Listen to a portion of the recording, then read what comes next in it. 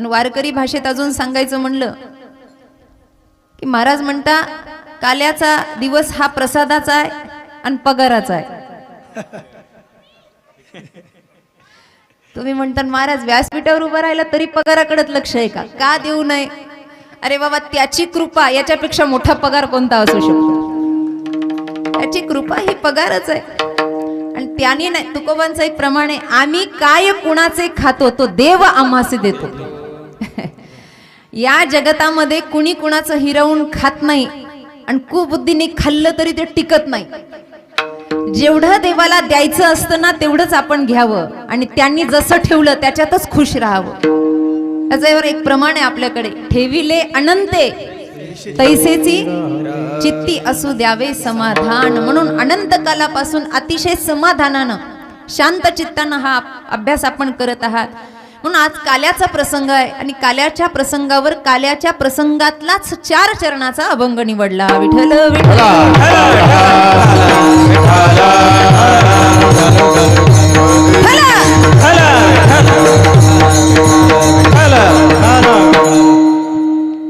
या काल्याच्या प्रसादासाठी देवांची काल्याची आसे देव जळी झाले, माशाचं रूप घेतलं. आज देवतांची हजेरी आहे बरं का, रोजच आहे. कालच्याच प्रमाणात आपण पाहिलं तो सर्वाभूती आहे, सर्व गटी नांदे एक वासुदेव, सगळीकडे तो आहे, कणाकणात आहे. पण या प्रसादाची वाट तो सुद्धा पाहतोय, त्याला सुद्धा इच्छा आहे. मग ती इच्छा व्यक्त केली आणि ती प्रसाद पूर्ण पावन केली तुकोबारायांनी. आजचा अभंग असा आहे, कंठी धरीला कृष्ण मनी अवघा जनी प्रकाश. तुम्ही ज्ञान तत्वानं पहा, कर्म तत्वानं पहा आणि उपासना तत्वानं पहा, हा अभंग सिद्धीला जाणार आहे. कंठामध्ये कृष्णमणी धरला, कारण कंठामध्ये धरण्यासारखं दुसरं काही नाही. हा कंठ एवढा नाजूक आहे, पण या कंठाचा सदुपयोग जर आपण परमात्मा चिंतनासाठी केला आणि या कंठामध्ये जर त्याचं नामस्मरण केलं तर तुकोबाराय म्हणतात अवघा जनी प्रकाश. जगतामध्ये तो व्यक्ती आणि त्याच्यामुळे जग प्रकाशमान होतं. तुकोबाराय प्रकाशमान आहे, तुकोबारायांमुळे आपण प्रकाशमान आहोत. आणि असे अधिकाराला प्राप्त झालेले तुकोबाराय म्हणतात काला वाटू एकमेका. आता तो परमानंदाचा अनुभव मी घेतलाय ना, मग तो खरा काला मी म्हणजे नाम तुकोबाराय आता जगाला वाटायला बसले आहेत. काला वाटू एकमेका. पण कुणाला वाटायचा? निक्या वैष्णवाला वाटायचा. असं कुणालाही वाटून चालत नाही. वैष्णव निका संभ्रम. महाराज मग एवढा परम पावन कालाय म्हणल्यावर देवता येता म्हणल्यावर त्यांना काला मिळत असेल? नाही नाही. भगवान श्रीकृष्णाने जो काला केला, जो भक्त आणि भगवंताच्या मध्ये प्रेमरसाचा काला झाला, तो एवढा आनंदाचा होता की त्या आनंदाचे अधिकारी ब्रह्मादिक पद सुद्धा नाही. म्हणून त्यांना वाकुल्या दाखवून दाखवून काला खाल्ला. आम्ही या उत्तम लोकांमध्ये राहतोय, आम्ही तुम्हाला वाकुल्या करतो, तुमच्या नशिबात तुम्ही अधिकारी नाही. मग तुकोबाराय अधिकारी कोण आहे? तुकोबाराय म्हणतात या भूमंडळामध्ये आम्ही बळी बीर गाडे. विठ्ठल विठ्ठल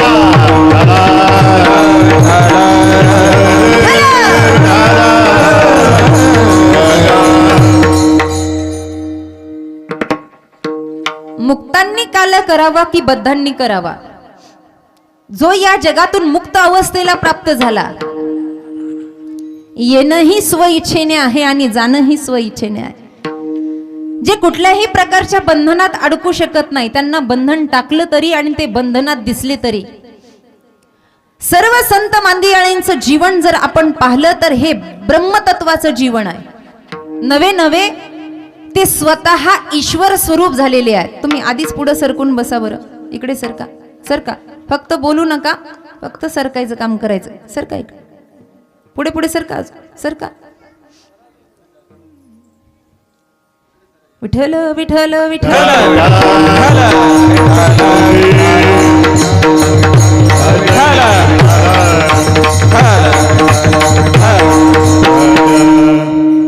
देव पहावयासी गेलो आणि देवच होऊनी त्यांना पाहायला गेलो होतो. देव कसा आहे, देव कसा आहे, देव कसा आहे. आतापर्यंत देवाला नीट निरीक्षणानं पाहिलं नव्हतं. नजरो से वे निहाल होते हे जो प्रभू की शरण में आते हैं. पण आता जर देवाकडं पाहिलं तर त्याचं सुंदर गोजीर रूप पाहिलं आणि त्याच्यातच अडकून गेलो. कारण त्याच्या रूपाचा आकार एवढा सुंदर आहे. देखून या तुझ्या उभा कटी कर ठेवून या पांडुरंगा. हा दिसायला एवढा गोड आहे, एवढा सुंदर आहे. महाराज म्हणतात त्याला पाहिलं आणि जीव शिव तादात्म्य एक झालं. ही तुकोबरायांची अवस्था आहे. काल आपण तुकोबरायांचं बरचसं चरित्र पाहिलं. ही एक अवस्था आहे आणि ह्या एक अवस्थेला एक झाल्यानंतर पुन्हा जग बाधित करत नाही, न माया बाधित करते. हा काला सांगण्याचा अधिकार त्यांना आहे ज्यांना मायेनं बाधितच केलेलं नाहीये, जे मायेमध्ये गुंतलेले नाही आहे. आणि अखंड जीवन जर तुकोबरायांचं पाहिलं तर त्यांच्या उपासनेमध्ये काही गोष्टी महत्वाकांक्षीनं अशा स्पष्ट दिसून येतात. ना त्यांचं खाण्यापिण्याकडे लक्ष आहे, ना त्यांचं रहन सहनकडे लक्ष आहे. जया परमार्थाची चाड त्यांनी सांडावे लिगाड. मला हे पाहिजे, मला ते पाहिजे, माझी ही व्यवस्था कशामध्ये मान नाही आहे. त्यांच्या समोर ताट मांडलं तरी ते म्हणतात काय खातो आम्ही, खातो आम्ही कासाया संगते. काय खातो आम्ही कासाया संगते.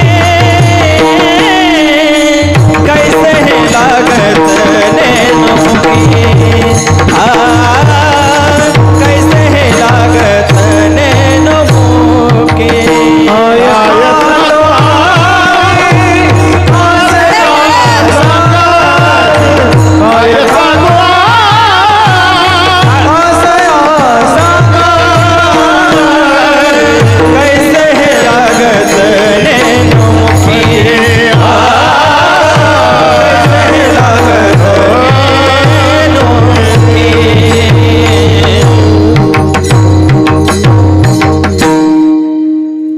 खातो आम्ही कासया संगते. मेवणे मेवणे जेवायला बसले. प्रसंग आपल्याला माहिती आहे. एकच घास खाल्ला जिजाबाईंच्या भावाने, ताट सरकून दिलं, चवच नाही त्याच्यामध्ये. तुकोबरायांनी भोजनाला सुरुवात केली का ताटच साफ करून टाकलं. आईसाहेब म्हणल्या माझ्या भावाने एकच घास खाल्ला, नंतर चव घेऊन पालीन, मग जे कमरेला पदर खोचला कावं म्हणे असं असतं का कुठं, काय चव बिव कळती की नाही. तुकोबराय म्हणतात काय खातो आम्ही कासया संगते. मला नाही माहित बाई हे कसं लागतं. असं आहे, जी आवड आहे ना ती आवडच आहे. तुकोबरायांना फक्त परमार्थाची आवड आहे, म्हणून याच्यामध्ये रस नाही. कशामध्ये गुंतणं हा विषय तुकोबरायांचा नाहीच आहे, म्हणून ते काल्याचा प्रसंग सांगण्याचे अधिकारी आहे. माझ्याकडे लक्ष द्या. त्यांचा अधिकार एवढा मोठा आहे, कारण अधिकाराशिवाय इथे काहीच पचत नाही. ज्ञान कुणाला सांगावं याच्या पण काही गोष्टी आहेत. कीर्तनामध्ये आम्ही एवढं सांगतो, 2-2 तास 3-3 तास कधी कधी चालतं. कथा 4-4 तास चालते आणि लोक उलट आमच्या समोर उठून उभा राहतात, कपडे झटकता निघून जातात. विचारावून त्यांना अहो भाऊ का कपडे झटकता. ते म्हणते महाराज घरचं झालं थोडं, व्यायानं धाडलं गोड, हे तुमचं तुम्हालाच राहू दे, आमच्या घरीच भरपूर आहे. अहो आम्ही एवढा परमार्थ केला, एवढा परमार्थ केलाय. तुमचा जन्म नसेल तेव्हापासून आमच्या घरात परमार्थ चालू आहे. आमच्या घरी ह्या सगळ्या गोष्टी चालू आहे, या सगळ्या गोष्टी चालू आहे. पण तू अजून मोहात गुंतलाय, कारण तुला अजून ब्रह्म दिसलंच नाही. तुला अजून हे जग सत्यत्वानच भासतं, म्हणून तू त्याच्यातच अडकलेला आहे. काही काही माणसं रोज नशिबाला असे भेटता. कधी कधी मला हसू येतं की देवानं काय काय नमुने तयार केले. एवढं कळतं त्यांना, एवढं कळतं की असं वाटतं फक्त आपण बसून राहून त्यांचंच कीर्तन ऐकावं, त्यांचंच ऐकावं. एका बाबांना मला अर्धा तास विद्वत्तेचं ज्ञान दिलं. मी म्हणलं हुरहुर आवाज कुठून यायला लागला. म्हातारा मागं जाऊन कोंबड्याला हुसकीत होतं. म्हणजे एवढं सगळं झालं तरी मन तिथे अडकलेलंच आहे. तुकोबराय म्हणतात जे अडकले आहेत त्यांना सांगण्याचा अधिकार नाही. विठ्ठल विठ्ठल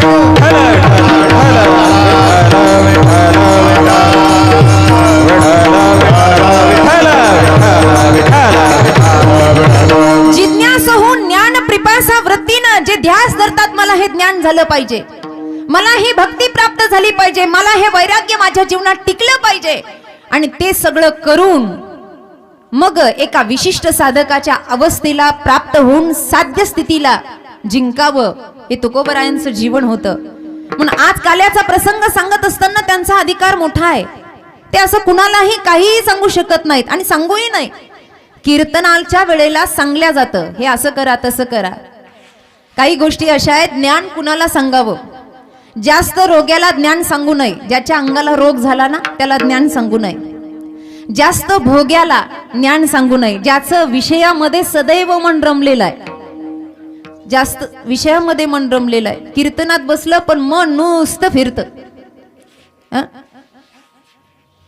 मग ते 5-5 मिनिटाला मोबाईलच बघल, घड्याळच बघल, मागच वळून बघल. नाहीच मन आवरलं तर उठून एक चक्कर मारून का होईना पण येईनच. मराठवाड्यात एक म्हण आहे, चित्त नाही थिरीन दुपटनं उड्या मारी. ते मन काबूतच नाही, कारण तो भोगी आहे, तो विषयी आहे. कुठे ना कुठे त्या पंच विषयामध्ये शब्द स्पर्श रूप रस गंध या पंच विषयाच्या आकर्षणानं त्याच्याकडून निषिद्ध कर्म होतं आणि मन तिथेच वारंवार वारंवार गुरफटल्या जातं. आता कीर्तन सुरू झालंय पण एक दृष्टांत आला माझ्या लक्षात म्हणून सांगतो. मेंढापाळ होता गावामध्ये. याचं उदाहरण मी नाही दिलं, याचं उदाहरण संतांनी दिलं.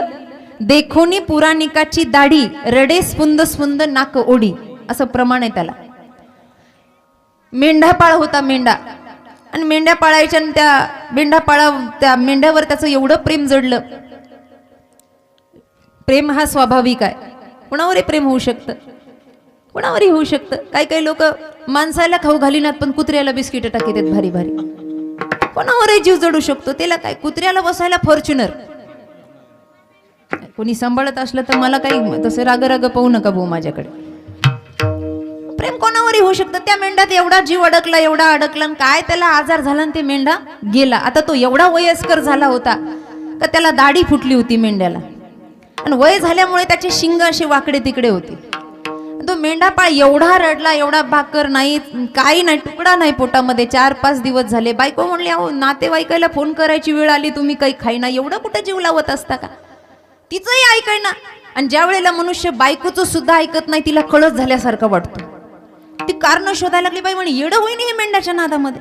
मग तिला एक युक्ती सुचली. ती म्हणली, अहो गावात सप्ताह चालू आहे, कीर्तनाला तरी जा. म्हणलं मला नाही जायचं. तुम्हाला जा म्हणते ना. असंच ना, असंच असतंय, मला माहिती नाही. आणि मग निघाला भाऊ, आता त्याला काय पर्याय नाही, गेलं. बरं अशा लोकांनी कीर्तनात जाऊन पुढं कधी बसायचं नाही.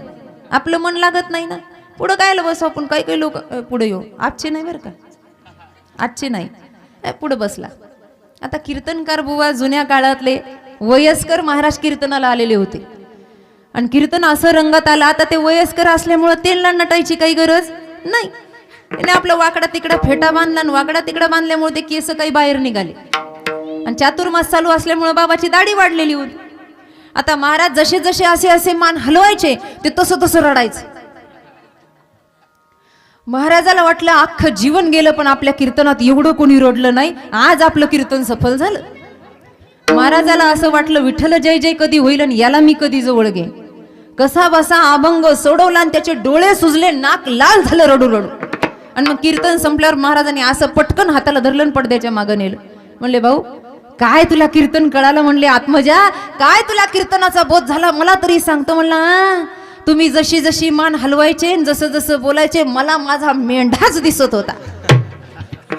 महाराज म्हणले इथं भेटला तर भेटला, वर भेटू नको. जे मनात बसले ते या कीर्तनात सुद्धा सुटत नाही ना बाबा.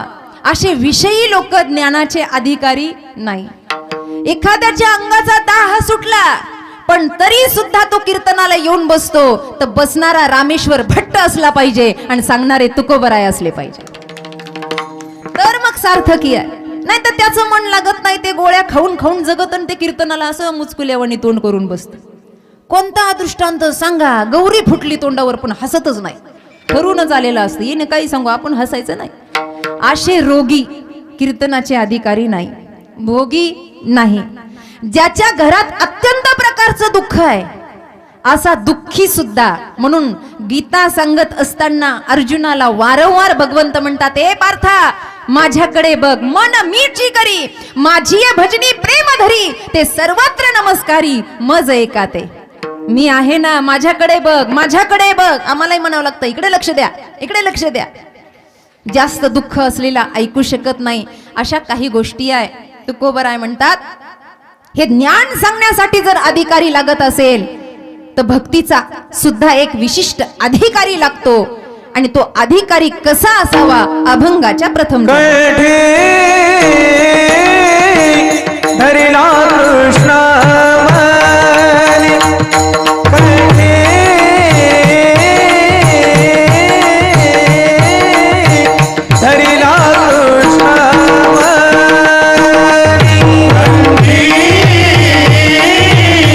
धरिला कृष्ण मनी, धरिला कृष्ण मनी, कंठी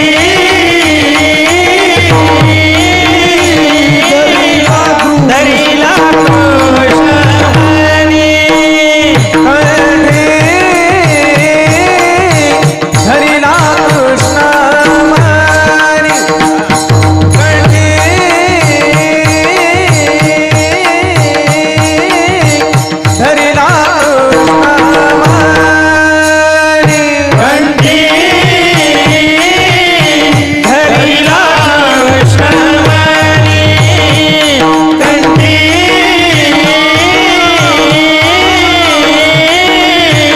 धरिला कृष्ण मनी,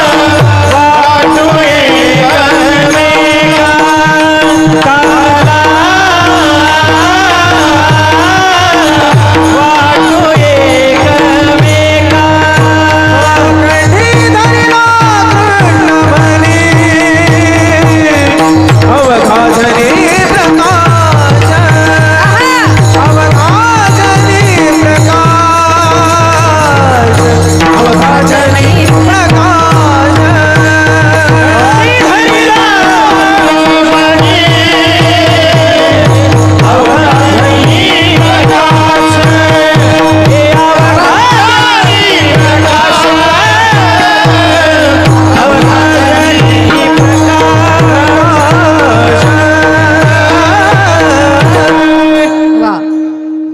धरिला कृष्णमणी. परा पश्यंती मध्यमा आणि वैखरी नामसाधना सांगितली या चरणामध्ये. वारकरी संप्रदायाची सगळ्यात सोपी पण उच्चतम गती ज्यानं प्राप्त होईल ती नामसाधना आहे. तुका म्हणे सोपे आहे सर्व होणी. हे सोपं आहे, सुलभ साधन आहे. सत्व शुद्धी करम. आजी हरपलिका काय पाहिजे? काय पाहिजे? कुणाचं आहे ते? विठ्ठल विठ्ठल.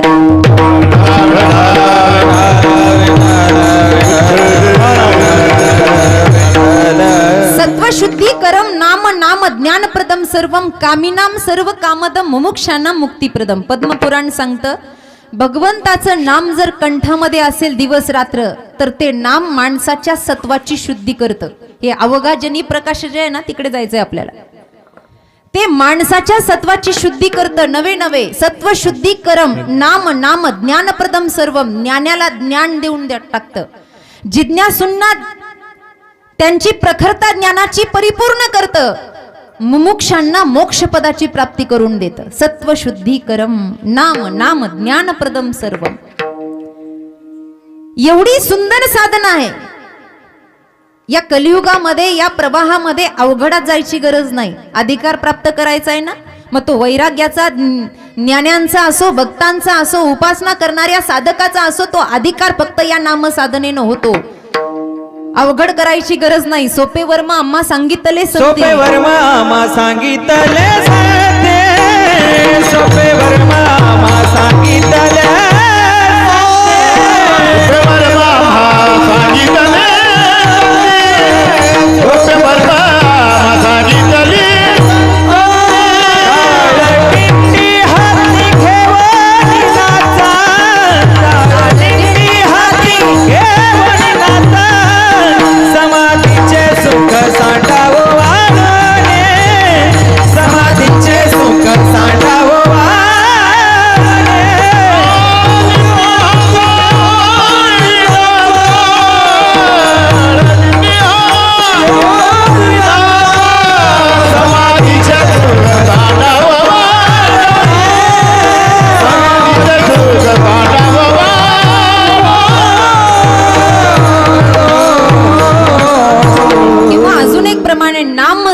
विहित न साधन पै जळतील पापे. इतकं सोपं आहे, फक्त टाळ दिंडी याच्यामध्ये जरी, पण तितक्या पुरतं नाहीये. अखंड अखंड हरी नाम, हरी तुझे नाम गाईन अखंड, याविन पाखंड नेणे काही. अंतरी विश्वास अखंड नामाचा, काया मने वाचा हेची दे. तुकोबराय म्हणतात अखंड अखंड, कारण तो नामधारक एकदा सिद्ध झाला की भगवंताला सुद्धा सगळं सोडावं लागतं त्याच्यासाठी. नामधारक सिद्ध व्हायला, नामधारकाचा अधिकार या जगातला सगळ्यात मोठा अधिकार. उगात आलं म्हणून सांगते, गावामध्ये चर्चा सुरू होती, अधिक मासात जीव घातलं पाहिजे, जीव घातलं पाहिजे, जीव घातलं पाहिजे. महिला मंडळांचे एकत्रीकरण झालं आणि योगायोगानं अधिक मास आला. आता या अधिक मासामध्ये भोजन खाऊ घालायचं. मग बायांचं ठरलं, एक लगबिगीनं घरी गेली आणि घरी गेल्यानंतर ती म्हणली, अहो तुम्हाला माहिती आहे का अधिक मासामध्ये जीव घातलं पाहिजे. मग कुणाला जीव घालायचं? त्याने असं करा, मी असं ऐकलंय मैत्रिणीकडून की एक ब्राह्मण तरी जीव घालावा बा. आता नवऱ्यानं त्याच वेळेला विचारलं, ब्राह्मण जीव घालायचा का ब्राह्मण जीव घालायचा? ब्राह्मण वेगळा आणि ब्राह्मण वेगळा. ज्याला त्रिकाळ संध्येचं भान नाही तो ब्राह्मण आहे. ज्याला जाणवू संस्कार माहित नाही तो ब्राह्मण आहे. मकान जाणतो, ज्याला उपासना ठाऊक आहे, जो त्रिकाळ संध्येचा वेळ झाला की संधी पात्र त्याच्या जवळच असलं पाहिजे, ब्राह्मण. आणि या गतीबरोबर त्याचं मन स्वच्छ, बुद्धी साफ.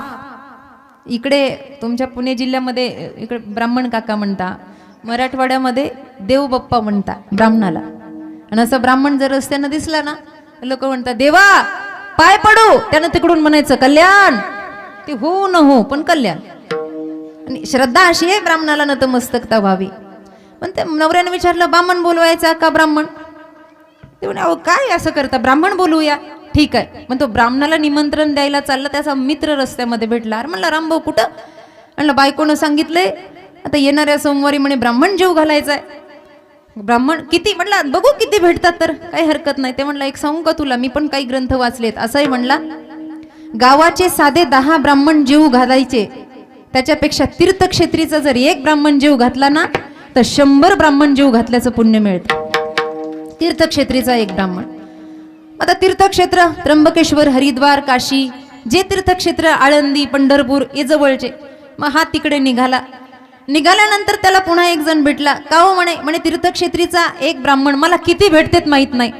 त्या माणसानं त्याला त्या ठिकाणी ज्ञान दिलं. ऐका म्हणे, तीर्थक्षेत्रीचे 10 ब्राह्मण किंवा 100 ब्राह्मण जीव घालायचे असतील, एक पंडित जर जीव घातला ना तर 100 ब्राह्मण जीव घातल्याचं पुण्य मिळतं. चला म्हणे पंडित शोधायला. आता असा पंडित शोधायला निघाला की पुन्हा चौथा भेटला. तो म्हणला कुठे निघालात? म्हणला पंडित शोधायला. तो म्हणला असे 10-100 पंडित जीव घातल्यापेक्षा एक परमहंस जर जीव घातला तर एवढ्या सगळ्यांना जीव घालण्याचं पुण्य मिळतं. आता परमहंस कुठं शोधायचा? तरी तो म्हणला प्रयत्न करतो. तो गेला परमहंस शोधायला. पुन्हा रस्त्यात 5वा भेटला. त्यांना सांगितलं काय झालं? तो म्हणला रडायची वेळ आली, कोणी काय म्हणतं कोणी काय म्हणतं. त्यांना सांगितलं एकच काम कर, एक निष्ठावंत नामधारी वारकरी जीव घाल, 1000 ब्राह्मण जीव घातल्याचं पुण्य एकाच वेळेला मिळेल तुला. एवढी ताकद आहे त्या नामधाऱ्यांमध्ये. कारण का? नामधारकाची ही उपासना श्रेष्ठोत्तर आहे. महाराज म्हणतात कंठामध्ये ज्याने कृष्णमणी धारण केला, कृष्ण कृष्ण कृष्ण, आणि फक्त म्हणायच्या वेळेला प्रयत्न केल्यावर नाही, ज्ञानदेव मौन जपमाळ अंतरी, ते आपोआप निघालं पाहिजे. अर्जुन जर झोपले ना तर अर्जुनाचा रोम रोम कृष्ण कृष्ण म्हणायचा. कुणी परराष्ट्रातला एक व्यक्ती तुकोबरायांची ख्याती ऐकून आला होता. आणि तुकोबरायांची ख्याती ऐकून आल्यानंतर दर मुक्काम करत करत आला. आणि बस आता सकाळची वेळ, देहू गाव जवळ आलं. आणि देहू गावामध्ये विचारत पहाटाची वेळ, देहू गावामध्ये विचारत निघाला, तुकोबा कुठे आहेत, तुकोबा कुठे आहेत, तुकोबा कुठे आहेत. कोणीतरी लोक म्हणले अहो इकडे जाताना दिसले. आता पूर्वीच्या काळात काही बाथरूमची व्यवस्था आपल्यासारखी नव्हती. तिथेच खायचं, पुढचं नाही बोलत. ते डोंगर असायचे, डोंगराच्या मागे तुकोबरा तिकडे गेले. त्या माणसाने ओळखलं, बहिर दिशेला गेले. स्नानाच्या अगोदर बहिर दिशेला गेले. ठीक आहे, पण ज्या वेळेला तो व्यक्ती हलक्या पावलानं तिकडे चालू लागला ना तर तिथून सुद्धा रामकृष्ण हरीचा वाक्प्रचार ऐकू येत होता. माझी मज झाली अनवरवाचा माझी मज झाली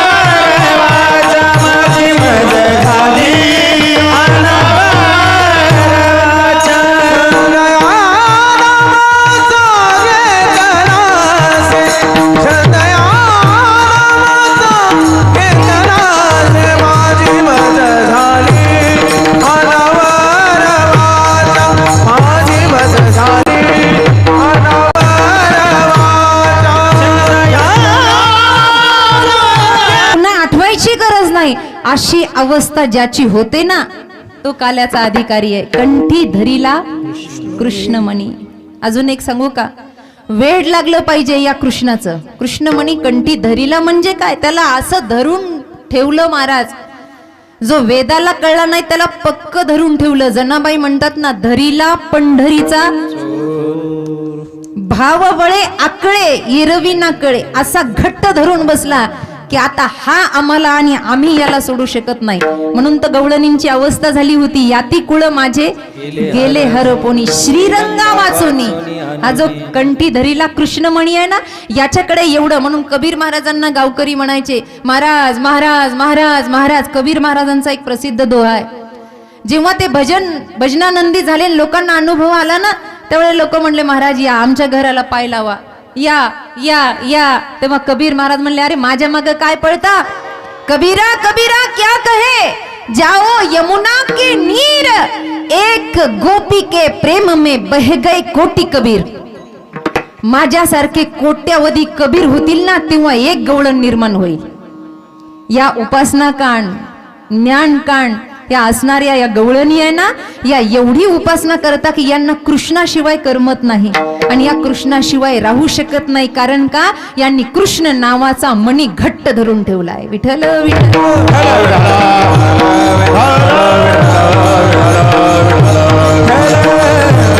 हा मणी म्हणजे जीव की प्राण आहे, हा कंठातला आहे.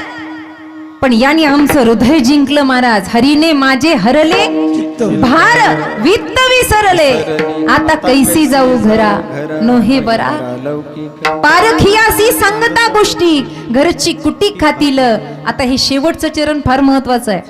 आपण वडीलधारेन जाणकार आहात. तुका म्हणे निवांत राही, पाहिले पाही परतो. तुम्ही ज्या देवाला पाहिलं, ज्या कृष्ण तत्वाला अनुभवलं ना, आता त्याच्यात मन गुंतल्यावर पुन्हा संसाराकडे जायचं नाही. आता निवांत राहा आणि काय करा, त्यालाच पुन्हा आठवा, कंठी धरीला कृष्णमणी. गवळणींचा असा थाटमाट जमला. म्हणे देवानं वचन दिलं होतं की आम्हाला भेटल आम्हाला भेटल आम्हाला भेटल. काय झालं कोणास ठाऊक. अंतरीचा भाव जाणणारा तो मधुसूदन आहे, मनमोहन आहे, मुरलीधर आहे. गवळणी आपापल्या घरी गेल्या आणि यांनी बरोबर वेळ साधली, पावा वाजवायला सुरुवात केली. जशी मधुर बासरी वाजली तशा सगळ्या जणी त्या विदेही अवस्थामध्ये गेल्या. हरी तुझ्या मुरलीच्या पायी रे मन मोहिले रे मन मोहिले. कपाळी काजळ, काजळ कुठं असतं, ते थेपावर थेप, थेपावर थेप लावता ना तुम्ही, मग काजळ माहित. कपाळी काजळ. गवळणींची अशी अवस्था झाली की डोळ्यातलं काजळ कपाळाला लावलं. कपाळी काजळ, डोळ्यामध्ये कुंकू, हळदीने मळवट भरिले, मन मोहिले रे मन मोहिले. नाथ महाराज म्हणले, एक गवळण तर एवढी वेडी झाली, गायीची वासरे म्हशीला सोडिली आणि बैलाची धार कशी काढू रे. ते पात्र घेऊन बैलाच्या जवळ गेली. मन मोहिले रे मन मोहिले. वेड्या झाल्या सगळ्या वेड्या. एक जण आपली त्या लेकराला दूध पाजत होती. जसा पाव्याचा आवाज आला तसंच त्या लेकराला सोडून दिलं महाराज आणि निघाली. एक पतीची सेवा करत होती, एक स्नानगृहामध्ये स्नान. वेगवेगळी अवस्था आहे गवळणींची. सगळ्या अशा आल्या आणि आल्यानंतर सगळ्यांचा जमाव पाहिला आणि देव सावध झाला. आता हा दृष्टांत महिला मंडळांनी नीट लक्षपूर्वक ऐका. आमचे दत्ताभाऊ म्हणले, आमच्या महिला मंडळांची एकी आहे आणि म्हणून अट्टहासानं सगळ्या आपल्या पतीला दरवर्षाला घेऊन येतात सप्ताहाला.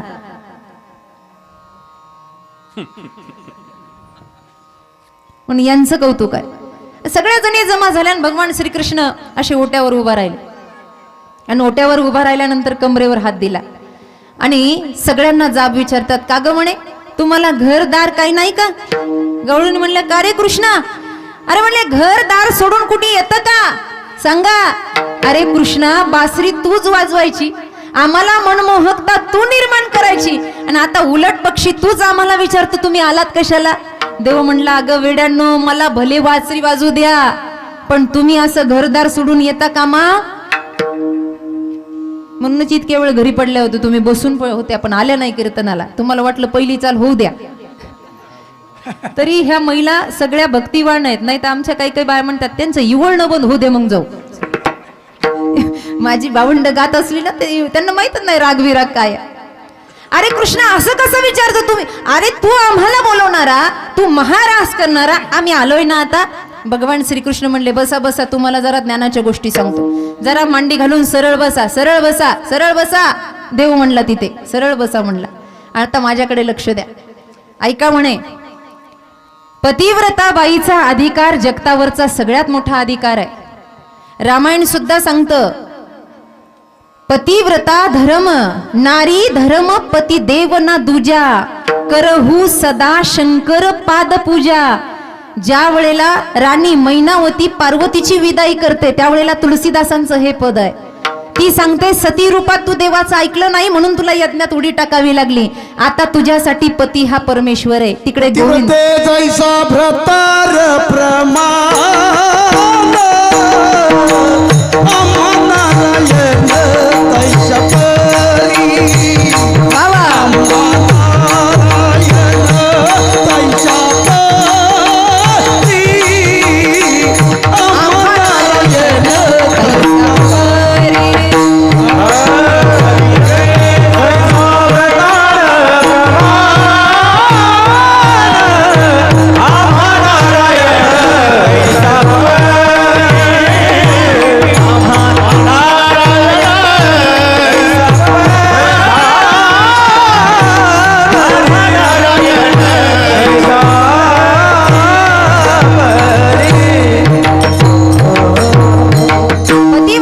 जगावर एवढा अधिकार आहे. तुका म्हणे पतिव्रता तिची देवावरी. ती जर सूर्याला थांब म्हणली ना तर सूर्य थांबतो. पण पतिव्रता कशी असली पाहिजे, जिच्या स्वप्नात सुद्धा पर पुरुष येत नाही. तिनं पाणी हातामध्ये घ्यावं, सूर्याला म्हणावं, ए सूर्यदेवा, मनानं वचनानं कर्मानं जर मी माझ्याच पतीशी एकनिष्ठ असेल तर तुला थांबावं लागेल. सूर्य थांबतो, निसर्ग थांबतो, तिची सत्ता मोठी आहे. अरे कृष्णा, पण तू हे सगळं आम्हाला का सांगतो? गवळणी विचारायला लागल्या. चंद्रप्रभा, ललिता, राधा या सगळ्या गवळणी आम्हाला का सांगतो? देव म्हणला, तेच सांगतोय, मध्ये मध्ये बोलू नका. शहाणं माणसं बोलत असल्यावर तिसऱ्यानं मध्ये बोलायचं नसतं. गप बसले आपलं. ऐका म्हणे, आता मी तुम्हाला गोष्ट सांगतो. भगवंत गोष्ट सांगायला लागले, ऐका. अगं घरदार सोडायचं नसतं, नवऱ्याला सोडून असं यायचं नसतं. तुम्हाला काही कळतं की नाही? अक्कल हा प्रकार आहे की नाही? आता मी तुम्हाला सांगतो पतिव्रतेचा धर्म काय आहे. एकदा असं झालं, शिकार करणारा तो गडी शिकार करायला गेला. त्याची नारी त्याची पतिव्रता होती. त्यांना एक छोटंसं बाळ होतं. नवऱ्यावर तिचं प्रेम होतं आणि त्याचं सुद्धा पत्नीवर प्रेम होतं. तो तिला सांगून गेला. रात्रीची वेळ व्हायला लागली. ती त्याची वाट बघत अंगणामध्ये लेकराला खेळवत होती. थंडीचे दिवस होते, थंडी वाजत होती म्हणून शेकोटी पेटलेली होती. नीट ऐका, शेकोटी पेटलेली होती. शेकता शेकता ती लेकराला खेळत होती. थकून भागून शिकारीवरून तो आला. त्यानं आपला तो घोडा बांधला. प्यायला पाणी मागितलं, तिनं पाणी दिलं. त्याला थकवा आला, पडायची अवस्था झाली. तिनं पटकन मांडी घातली आणि त्यानं बायकोच्या मांडीवर डोकं ठेवलं. आणि जसं डोकं ठेवलं, मंद मंद वाऱ्यानं त्याला शांत झोप लागली. आता सांगा, शेकोटी पेटलेली आहे, नवरा मांडीवर झोपलेला, डोकं मांडीवर आहे आणि तान्हुलं लेकरू खेळत खेळत शेकोटीकडे चाललं. आता काय करावं? नवऱ्याला उठवावं तर पतिव्रता धर्म मोडतोय. नवऱ्याची झोप मोडणं हे महाभयानक पाप. पण कोणता? जो धर्मानं पैसा कमवत असेल असा जर थकून झोपला तर त्याला सावधानपूर्वक उठायचं. हे पण सांगून जाते, उगाच मान असं नका करू. आणि मग तो झोपलेला, अगं उठावं तर त्याची झोप मोडते, पतिव्रता धर्म मोडतो. आणि न उठावं तो पोटचा गोळा अग्नीकडे चाललाय. छोटूस बाळ आहे, अग्नीमध्ये जाणार, काय करू काही कळेना. तिला कळवळ आला आणि तिच्या डोळ्यातून पाणी गळालं. कृष्ण गवळणींना सांगतात, ए गवळणींनो ऐका. तिनं त्याच वेळेला डोळे बंद केले आणि निसर्गाला प्रार्थना केली, ए देवा तुझ्यापासून निर्मित हा निसर्ग आहे, मी उठावं तर माझा धर्म मोडतोय, आणि न उठावं तर माझं लेकरू अग्नीमध्ये जातंय, तो सुद्धा माझा एक धर्म आहे, मी करू तर काय करू. हात जोडून अंग थरथर कापायला लागलं, डोळ्यातून पाणी आलं. आणि थंडीच्या दिवसामध्ये अचानक मंद मंद पावसाचे टिपके पडायला लागले आणि पाऊस पडला. अहो जसा पाऊस पडायला लागला तशी शेकोटी विजली, बाळ थांबलं आणि याच्या अंगावर थेंब पडल्यामुळे हाही उठून बसला, सौभाग्यही वाचलं आणि लेकरूही वाचलं. अशाच टाळ्या गवळणींनी वाजवल्या. त्या म्हणलं, देवा तुला तर लई गोष्टी येतात. म्हणला आपलं नावच कृष्ण आहे. मग ललिताने विचारलं, तुला म्हणायचंय काय? मला हेच म्हणायचंय, पतिव्रता धर्म एवढा मोठा आहे की त्या पतीला सोडून तुम्ही मी पावा वाजवल्यावर माझ्याकडे आलात कशाला? ललिता अशी उठली तर म्हणली, सरक बाजूला, तुलाच येतात का सगळ्या गोष्टीं गप्पा, मला काय येत नाही काय? तू खाली बस. देवाला खाली बस म्हणण्याची ताकद फक्त संतांमध्ये आणि गवळणीमध्ये आहे. देवाला खाली बसवलं आणि ललिता ओट्यावर उभा राहिली. आता नीट ऐका, ती ललिता देवाला एक कथा सांगायला लागली. ती म्हणली, ए देवा मी सुद्धा तुला एक गोष्ट सांगते ऐक. एका जणाला गावाकडे पैसा कमी पडू लागला म्हणून तो धन कमायला शहरामध्ये गेला. आणि शहरामध्ये जात असताना त्याला आठवलं, माझी बायको भोळी बाबडी आहे, हिचा माझ्यावर जीव आहे. म्हणून तो स्वतःच्या मूर्तिकार मित्राकडे गेला आणि स्वतः सारखी हुबेहूब दिसणारी मूर्ती करून आणली. आणि हा ज्या गादीवर बसायचा त्या गादीवर ती मूर्ती ठेवली. आणि बायकोला सांगितलं, माझी जशी सेवा करतेस तशी अखंड सेवा याची करायची. अहो पण तुम्ही, मी असा गेलो न असा आलो, व्यापारात धन कमवलं की मी येतो, पण तू माझं ऐकशील ना? ती म्हणली, अहो तुमचं ऐकणं हा माझा धर्म आहे. मला जशी चहा पाणी करते याला करायचं, काय चाललं कसं विचारते याला विचारायचं, सगळ्या गोष्टी यांच्याशी करायच्या. असं करता करता ती भोळी बाबडी त्या मातीच्या पुतळ्याशीच एकरूप झाली. बर किती दिवस? 8 दिवस, 15 दिवस, 33 वर्ष झाले. 33 वर्ष हा शहरात गेला आणि पैसा कमवण्याच्या नादान तिथेच भुलून गेला. आणि भुलून गेल्यानंतर एक दिवस त्यानं बांधलेल्या बिल्डिंगच्या छतावर तो उभा असताना त्याला गाण्याचा आणि सनाईचा आवाज आला. म्हणून त्यानं खाली डोकावून पाहिलं तर एका नवरदेवाची वरात चाललेली. याला आठवण आली, अरे आपली बायको तिकडे आहे, आपली बायको तिकडे आहे. आणि तोपर्यंत 33 वर्ष ही ह्या मातीच्या पुतळ्याशी एवढी एकरूप झालेली होती की तिला त्याच्याशिवाय आता करमत नव्हतं. हे कोण कोणाला सांगतं? गवळणी कृष्णाला सांगतात, ए कृष्णा ऐक, आता आमचा प्रश्न आहे. काय? तो व्यापारी शहरातून आला आणि त्यानं आपल्या दरवाजाला थाप मारली. कृष्णा सांग, तिनं मातीच्या पुतळ्याजवळ बसायचं का खऱ्या नवऱ्यासाठी दरवाजा उघडायचा? काय करायचं? खऱ्यासाठी उघडला पाहिजे ना बाबा. आता मातीच्या पुतळ्याजवळ या देहाजवळ किती दिवस बसायचं? कृष्ण म्हणला, साहजिक आहे, जो खरा आला त्याच्यासाठी दरवाजा उघडायचा. त्या म्हणले, मग आम्ही घर सोडून कशासाठी आलो? जन्म जन्मांतराचा या आत्म्याचा पती आमचा कृष्ण नामाचा मणी तू आहेस, आम्ही तुझ्यासाठी त्या मातीच्या पुतळ्यांना सोडून इकडे आलो. विठ्ठल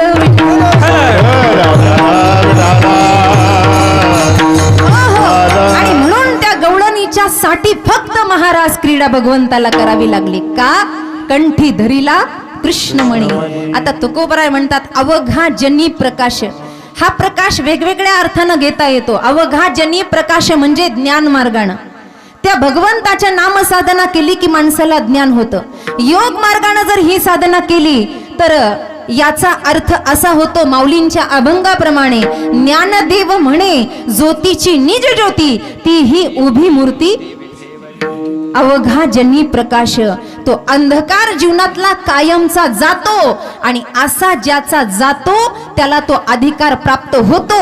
आणि त्याला अधिकार प्राप्त झाला की मग तो काला वाटायचाही अधिकारी राहतो. वाटू एकमेका काला, वाटू एकमेका मला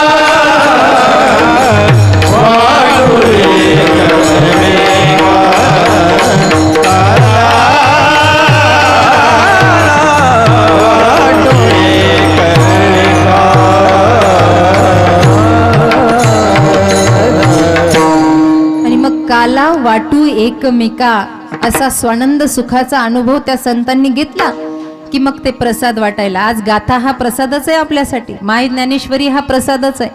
पण हा प्रसाद असा कोणाच्याही वाटायला गेला नाही पाहिजे.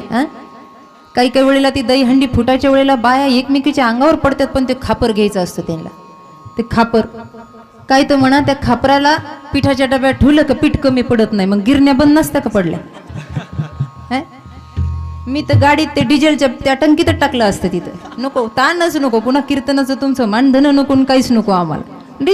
हटलंच नसतं. कुठे वेडेपणा करायचा, श्रद्धा असावी पण ती अंध नसावी बरं का. गीतेचं एक तत्व सांगितलंय, श्रद्धावान लभते ज्ञानम तत्पर संयतेंद्रिय. श्रद्धा अशी असावी, आणि भारतीय संस्कृतीतली श्रद्धा अशी आहे की खांबामधून देव प्रगट झाला, दगडातही देव प्रगट होतो, फक्त आपली श्रद्धा असली पाहिजे. आसमां झुकता है झुकाने वाला चाहिए, वो आता है बस बुलाने वाला चाहिए. ही श्रद्धा आहे, आणि ती श्रद्धा असेल तर त्यांना देण्यात अर्थ आहे.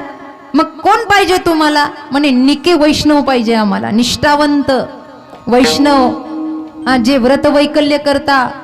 पण ते कसं करता? एक तर संतांच्या मताने करता, नाहीतर वेदाच्या सांगण्यानुसार करता. त्यांचं आचरण कसं असावं? वेदात जसं सांगितलंय, हे बघा, भक्ती ही दोन प्रकारची. एक तर केली तर भोळी शबरी मातेसारखी करा. तुमच्या प्रमाण पाठही नाही भजनी मंडळांच्या. ऐका महिमा आवडीची, बोरे खाये भिल्ललीची, थोर प्रेमाचा भुकेला हाची दुष्काळ, पोहे सुदाम देवाचे फक्की मारी कोरडेची. उच्चिष्ट अथवा थोडे तुका मनी भक्ती पुढे. भक्ती जर केली तर भोळी बाबडी करायची शबरी मातेसारखी, आणि नाहीतर मग शास्त्रोक्त विधीने करायची सुदामजी सारखी. त्याच्यामध्ये थोडं सुद्धा चुकता कामा नाही. एक तर वेदाच्या सांगण्यावरून निकवा, नाहीतर मग साधी भोळी भक्ती करा. असा भाव जर असेल, आपल्यासारखं खोटं नाटं देवाला चलत नाही. असं कसं येईन कुठंही असं नाही चालत त्याला. काळ गये तो का नाही, की आला येतो कुछ नाही, तेल गेलं तूप गेलं हातात आलं धुपटणं, असं झालंय आपल्याला. काय मिळालं आपल्या पदरामध्ये एवढ्या दिवसाचं भजन? कुणाच्या घरात देवघर नाही इथं बसलेलं आहे, सगळ्यांच्या घरात देवघर. कधी देवानं आपल्या हाताचा प्रसाद खाल्लाय का? नैवेद्य देता का तुम्ही देवाला? नैवेद्य अशा बळच मान हलवितात. बरं, नैवेद्य देता का निवद देता? नैवेद्य देता ना. बरं, निवदामध्ये नैवेद्यामध्ये काय फरक आहे? निवद असतो एवढा एवढा, आणि नैवेद्य असतो ताट भरून. स्वतःला खायचं म्हणलं की ताट भरून, आणि देवाला द्यायचं असलं की एवढं एवढं चिपट.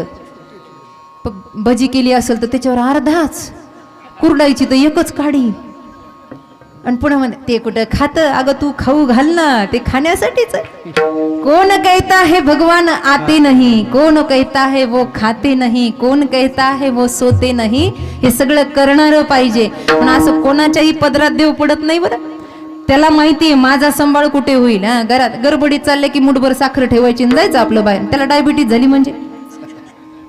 हे केलं पाहिजे. हा ग्रहस्थ जीवनातला धर्म आहे. निक का सांगितलं?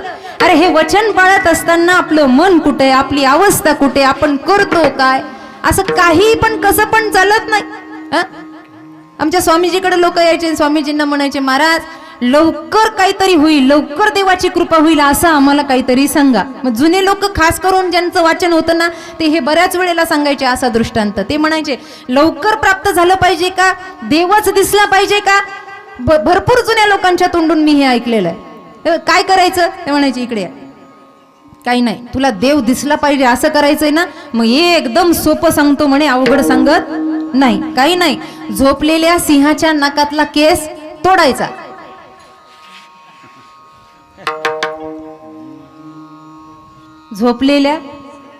झोपलेल्या जर का त्याचा डोळा उघडला तर जाग्यावर ब्रह्म आहे. झोपलेल्या सिंहाच्या केस, नाकातला केस तोडायचा, आणि नागावरच्या त्या नागाच्या डोक्यावरचा मणी आणायचा. सोपं आहे.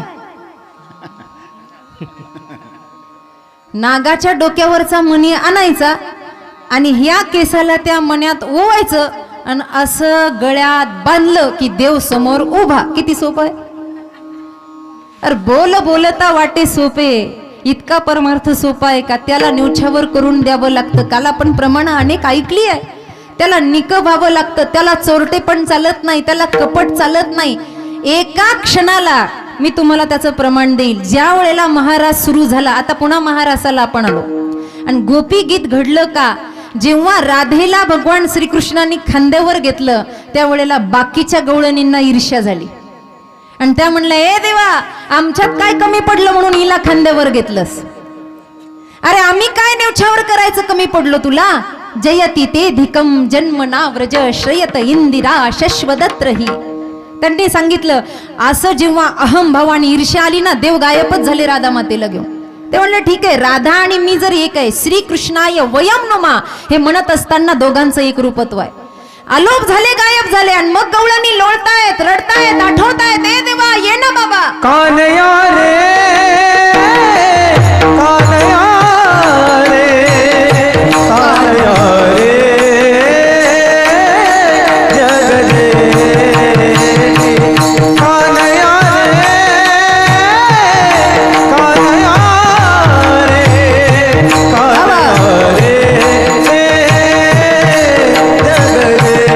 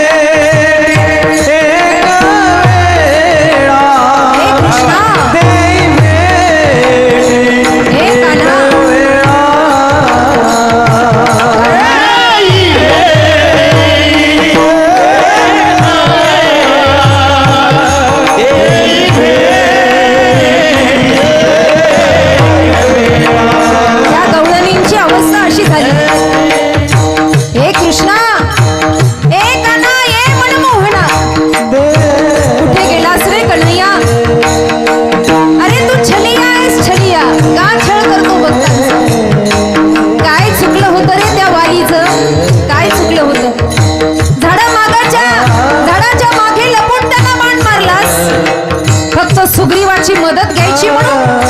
अरे काय चुकलं होतं राजा हरिश्चंद्राचं? कृष्णा, काय रे एवढा छळ? काय अपराध झाला त्या शिबी राजाचा? सांग ना देवा, का असं भक्तांना छळतो? अरे काय चुकलं?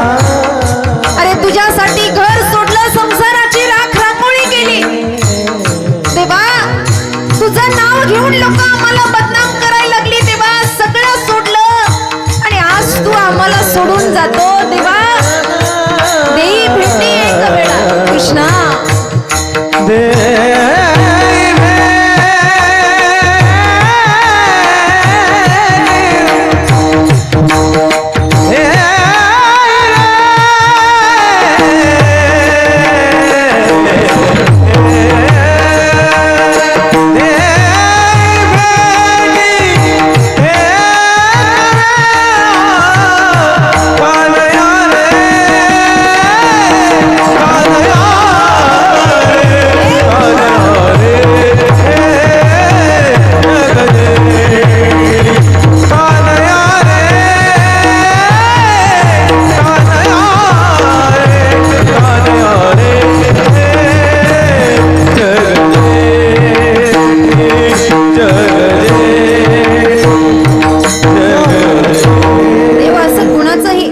परीकाष्ठेला आल्यावर थोडाही अपराध तो सहन करत नाही. दर्शन द्यायची वेळ आली ना, अभिमान झाला की भगवंत लोप पावतात, निघून जातात. त्यांना पराकाष्ठेच्या वेळेला सहन होत नाही. स्वतःच्या बायकांचं सहन केलं नाही. ज्या वेळेला सामंतक पंचक्षेत्र आहे, त्या क्षेत्रामध्ये भगवंतांनी वचन दिलं होतं की मी तुम्हाला एकदा तरी भेटल. या सगळ्यांना बोलून घेतलं. तिथे यशोदा माई सुद्धा आली होती देवाला भेटायला आणि राधा राणी आल्या होत्या. राधा राणीच्या महलाची पहरेदारी करायला 7 द्वार तयार केलेले होते आणि एवढा त्या पंचक्षेत्रामध्ये गाजावाजा झाला की कृष्ण जिच्यामुळे वेडा झाला. अशी भक्तीची अखंड तत्वधारा म्हणजे राधा. राधा या शब्दाचं उलट करा, धारा होतं, धारा. राधा धारा. आणि म्हणून 16,108 जणी या व्याकुळ झाल्या आणि देवाला म्हणल्या, आम्हाला राधेला पाहायचंय, आम्हाला पाहायचंय. देवानी फक्त एवढंच सांगितलंय, राधा ही काही साधारण जीव नाही, राधा हे संत प्रमाण आहे, अर्थात संत अवस्था राधेला आहे. आणि म्हणून संतांच्या दर्शनाला जाताना खाली हातानं जायचं, ही गोष्ट महत्वाची. साधूच्या दर्शनाला जाताना खाली हातानं जायचं नाही. आणि मग त्यांच्यातली त्यांच्या चर्चा झाली आणि त्यांच्या कानावर अशी बातमी होती, जेव्हापासून देवानं गोकुळ सोडलं तेव्हापासून गवळणींनी ओठाला दूध लावलेलं नव्हतं लावलेलं. आता जिथे राधाराणीचा महल तयार केलेला होता तिथेच जो कक्ष होता त्याच्या जवळच या सगळ्या जणींचे कक्ष असे थोड्या थोड्या अंतरावर होते. आणि मग सत्यमामा आधी रुक्मिणी मातेनी यांनी सर्वांनी ठरवलं की दूधच घेऊन जाऊया. आणि म्हणून त्या काशाच्या कलशामध्ये आता गरम गरम दूध भरलेलं आहे. नुकतंच बहुगण्यामधून उतरून ए बाळ खाली बस. बहुगण कळतं ना, बहुगण त्याचं तुम्ही भगुन केलंय, त्याचं नाव बहुगण आहे. भांडताना बाया म्हणतात तू भगुण्याच्या तोंडासारखी आहे, ते बहुगण नाव आहे. ते बहुगण्यातलं गरम गरम चुल्यावरचं दूध काढलं ना, असं त्या कलशामध्ये ओतून घेतलं.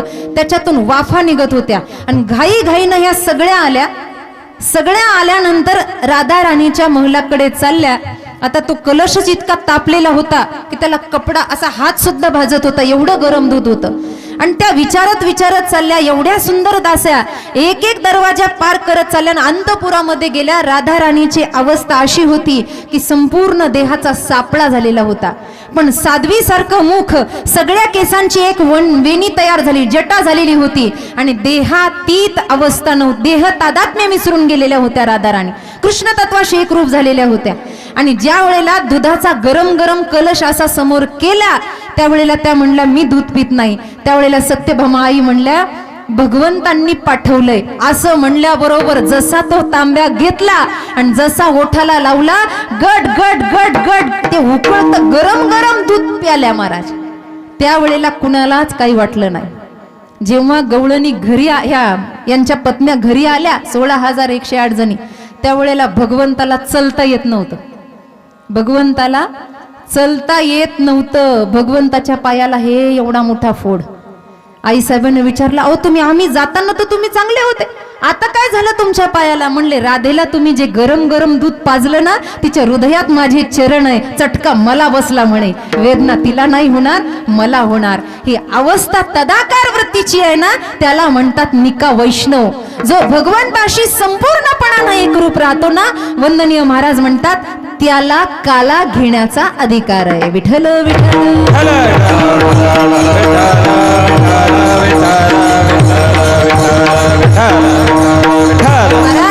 अहो मोठे मोठे लोक आहेत, कोणते लोक, अहो त्यांचे स्वतःचे लोक आहेत. इंद्र लोक आहे, चंद्र लोक आहे, वरुण लोक आहे आणि ब्रह्म लोक आहे. भगवंतांना सांगितलं त्यांना सुद्धा काला मिळणार नाही. अभंगाचं 3रं चरण.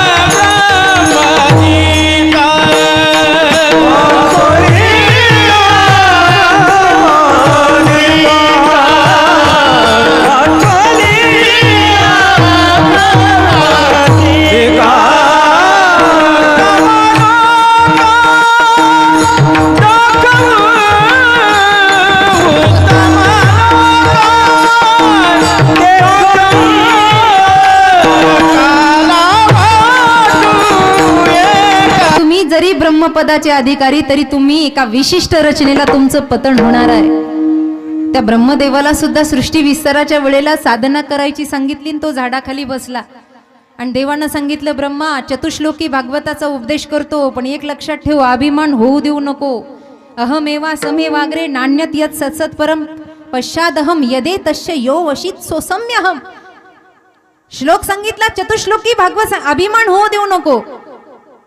आणि अभिमान झालं तर बघा काहीतरी विकृती होईल. ज्या झाडाखाली बसले होते ना, निघून गेल्यानंतर साधना अशी अर्ध्यात आली. मनोमन एक दिवस ब्रह्मदेवाला वाटलं आणि ब्रह्मदेव स्वतःच्याच मनाशी म्हणले, ए वृक्षा, मला जर या साधनेतला थोडा जरी अभिमान झाला असेल ना, तर एखादं पान गळून पडू दे, अख्खं झाडच पडलं. ब्रह्मदेवाचं अख्खं झाड पडलं, कारण अभिमानाला मी भजन करतो याचा. अरे असा असणारा ब्रह्मा, तुला सुद्धा आम्ही वाकुल्या दाखवतो, कारण का तू अधिकारी नाही, पण काला वाटू एकमेका, वैष्णवनिका संभ्रम. भगवंताचं चरित्र ऐकायचंय, एकदा भजन करा. विठ्ठल विठ्ठल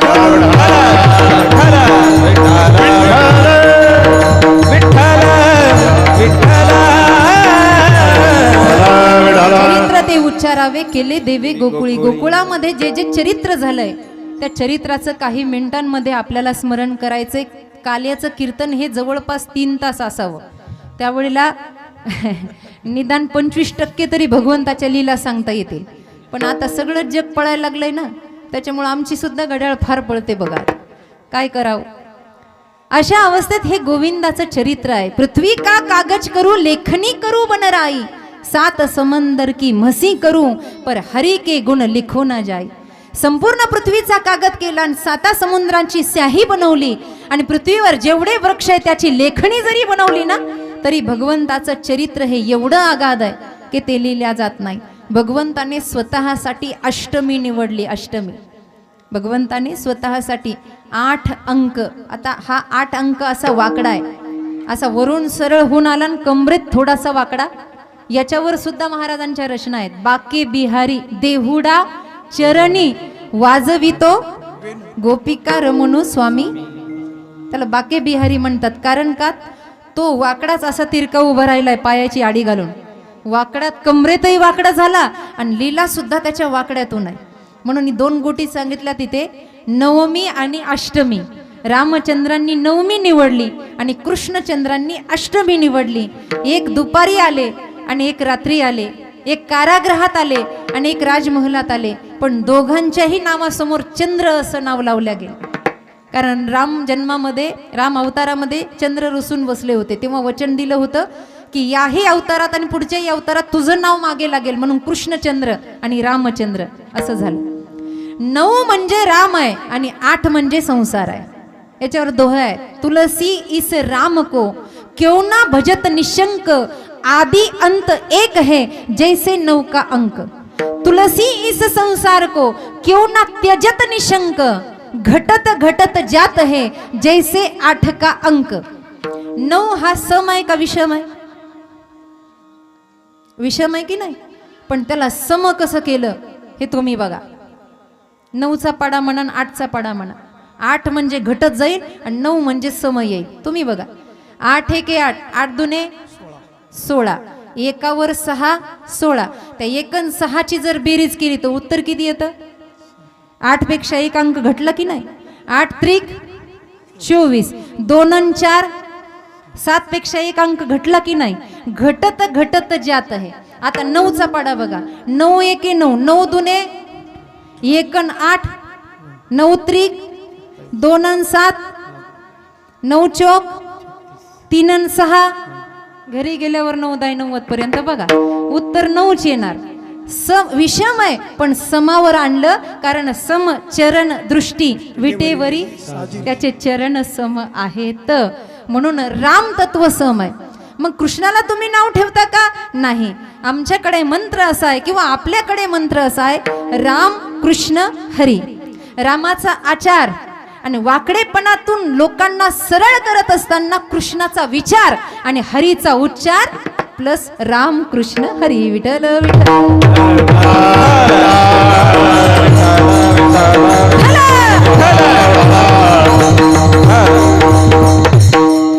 स्वतःसाठी अष्टमी निवडली. आपल्याला कथा भाग सर्व माहिती आहे. ती देवकी, तो श्राप, आकाशवाणी या सगळ्या गोष्टी झाल्या.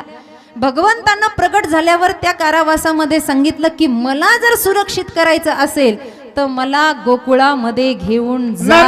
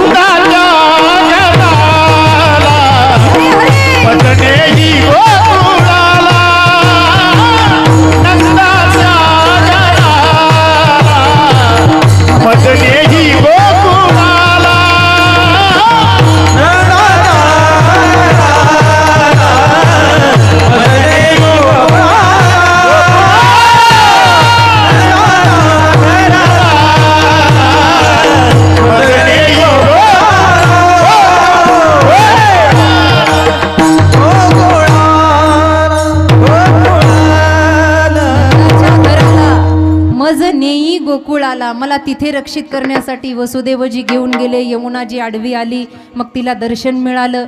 तिथे गेल्यानंतर योगमायेला घेऊन वसुदेवजी आले. कंसाच्या समोर ती आकाशात प्रगटली आणि तिनं सांगितलं, अरे तुझं लागी तुझा लागेवती उपतला माझा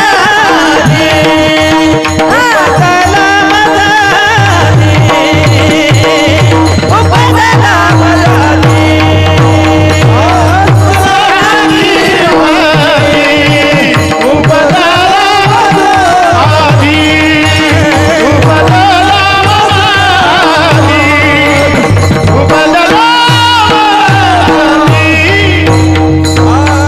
तुझं लागी वधी. अरे ए पाप्या, मला काय मारण्याचा प्रयत्न करतो? अरे या जगाची शक्ती आहे. आकाशात वीज म्हणून लोप पावली आणि तिनं सांगितलं, अरे तुला वधित करणारा माझ्या अगोदरच त्याचं निर्माण झालंय, तो प्रगटलाय. आणि तो गोकुळामध्ये असं सांगितल्यानंतर महाराज तो कंस, त्यानं ऐकलं होतं मला मारणारा काळा आहे, तो वेडा झाला. आता काय करावं, काय करावं? इकडे गोकुळीच्या सुखा अंत पार नाही लेखा, गुडिया तोरणे करीती कथा गाती. एवढा आनंद नंद उत्सव सुरू झाला महाराज. जय कन्हैया हाती घोडा पालकी, जय कन्हैया लालकी. सुंट वडे एकमेकाला वाटतायत काय, लोण्याचे गोळे. आजही कृष्णाष्टमीला वृंदावनात लोण्याच्या गोळ्यांचा असा भडीमार असतो. कारण लोक एवढे वेडे झाले होते, ते बालरूपच एवढं सुंदर होतं आणि एवढं देखणं होतं की बघायला आलेला साधा राहतच नव्हता, तो वेडा होऊन जायचा. देवाच्या पाहिला पाहिला पाहिला पाहिला पाहिला पाहिला